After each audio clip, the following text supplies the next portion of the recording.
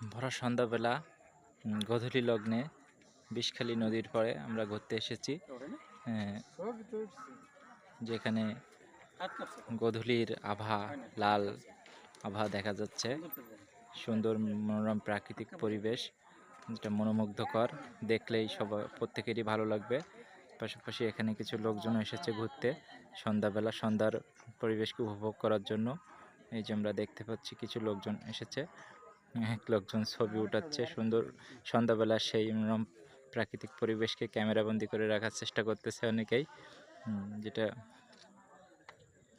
যে আমরা দেখতে পাচ্ছি।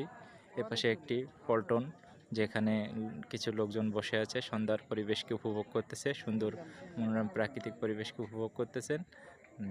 ছোটোখাটো একটি বাজার, এই নদীর এটি একটি লঞ্চ ঘাট। এই লঞ্চ ঘাট কেন্দ্রে এখানে ছোটোখাটো একটি বাজারও আছে, যে বাজারে অনেকগুলো ঝুলন্ত দোকান আমরা দেখতে পাচ্ছি।